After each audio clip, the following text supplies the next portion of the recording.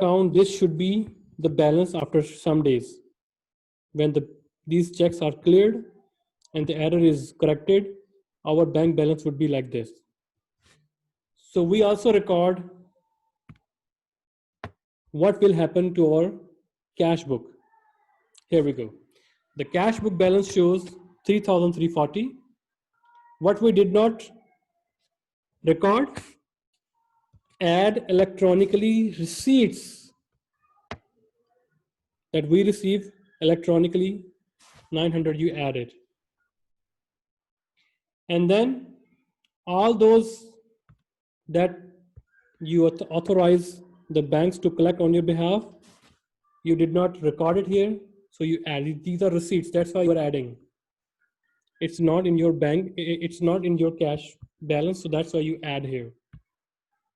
Interest revenue you receive, not mentioned in your book, so you add it here. And also the correction. You wrote 510, but you record 150. The balance is 360. So your cash book is short with 360, so you add it. And your reference is check number 33. And what are the service charges? 20.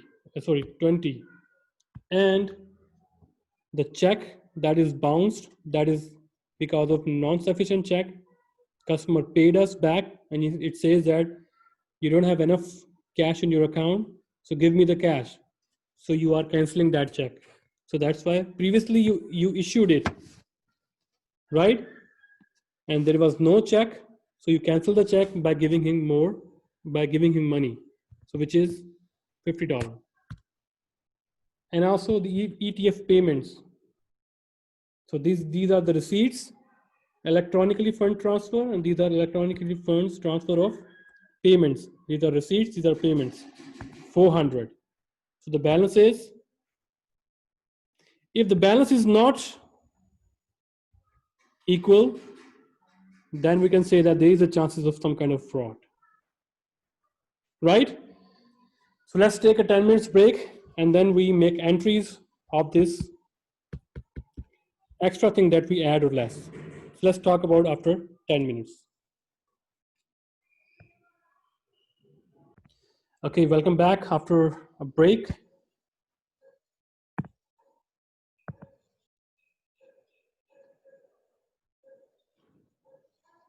Wait a minute.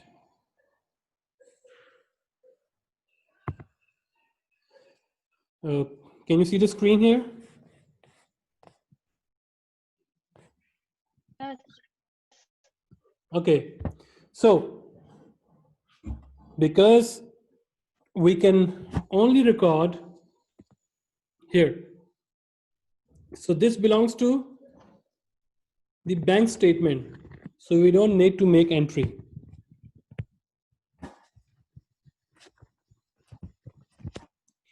And all these additions or the decrease of the cash, because these are the adjustment of the cash balance of our books, so we make entries of this cash balance per the books or our cash books. So here we added receipts, right? So what is the entry? Entry is cash to dividend revenue, right? We receive electronically fund transfer of receipts from dividend. So we did not record it. So we record it now. Due to this, 900 is increase in cash means debit, and increase in revenue or increase in income means credit, right? What is the next one? Next one is bank collection of the account receivable. So when you receive the account receivable, cash is increased and your account receivable decreased. So increase of cash, increase of assets, debit, decrease of assets, credit, right? The next one is interest revenue. You receive interest revenue. Receive mean you receive cash, cash increase, and income increase or revenue increase mean credit. So this correction, the correction is you have to increase with 360. So it means cash is increased by 360 to accounts payable, right? 360. You write it down 510 of checks. Instead, you write it down 150. So difference is 360. So 360 you increase in cash, not 510 or 150. The difference you are using that one. And let's come to the payment side. This less structure. The bank charges $20.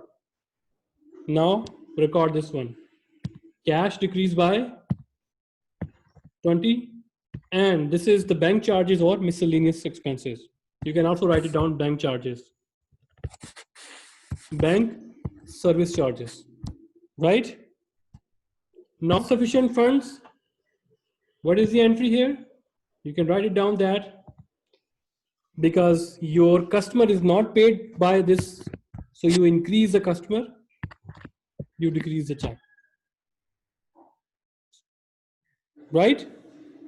Cash decrease mean credit, account receivable increase mean debit. So when you issued the check, your entry was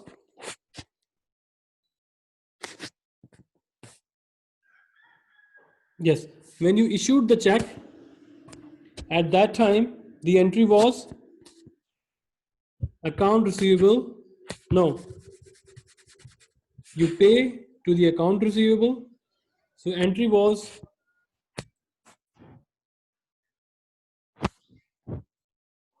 sorry. When you, these are the customers, right? What was the question? Let's see the question here. EFT payment of insurance expense. Here we go. Yes, non-sufficient cash, non-sufficient check from a customer. Good, customer. So from our customer, let's see that. The entry.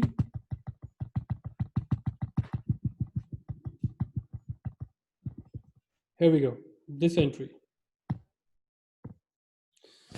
So when we receive that check, because this check is given to us by a customer, we said that cash is increased and account receivable decreased, right? That was the entry, 50-50. But when we present this check to the bank says that in that customer account there was no cash. So we make this reverse entry. Reverse entry means account receivable credit because this account receivable is not decreased. Why? Because check is bound. So this entry is cancelled. So we still have to receive cash from this customer. So we make a reverse entry of this. Account receivable debit, cash credit. The last one is EFT payments of the insurance. The last one is so insurance to cash, right? Some books they also use bank. Insurance expense to bank. So it's one and the same thing. Your cash account is equal to your bank account. So nowadays everything is handled by a bank. So you deposit all cash to the banks and everything is paid by bank, right? So some books they use bank account instead of cash. So don't be confused with bank or cash. These are the same. Okay. So here the summary, how to make the bank reconciliation statement. Remember that. Always write bank balance which is given in a bank statement, add all the deposit in transacts, subtracts all the outstanding checks, or adjust the error. If the error is in positive, then add it. If the error is in negative or you paid more, then it is subtracted. On the book side, write down the book balance or cash book balance, add the bank collection, interest revenue, and EFT receipts, subtract all kind of services charges, the bounce check or NSF check, and all the payments, which is done through electronically, and adjust according to the errors. That's it. So for your information, I'm just passing through this. So from the video lecture, you just pause the video and try to solve by yourself. Answer is here, right? So where this came from, you can refer to the YouTube lecture over there. It is explained as well. So here is a question which shows the, at the end you have to make a bank reconciliation statement. I am also going to show you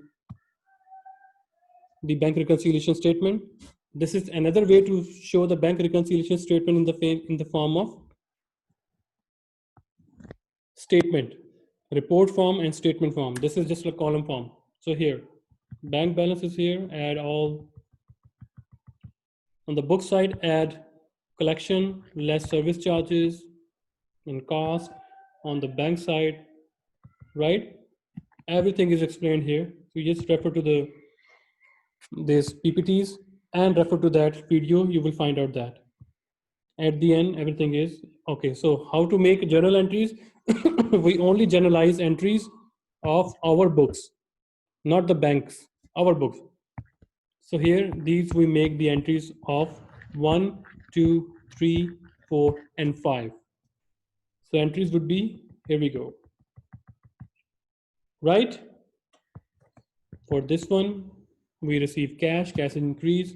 So for all the expenses, these 3 expenses we may have to pay cash, to cash here. Miscellaneous expenses to cash, accounts receivable to cash, salary expense to cash. The last one is this 486 overstatement. So remember, this 34 is basically 14 service charges plus the printing of the checks. So some students may message me, there is no 34 here, so why there is 34 here? So this is printed of the checks plus the service check. So that's why these are the bank charges or miscellaneous charges. That's why this entry is combined. And then there is a cash budget. I'm afraid I don't have much battery here, so I'm just going to stop it here. So I'm going to be recording this cash budget, and I'm going to be uploading on the YouTube and sharing the links. All right. Bye.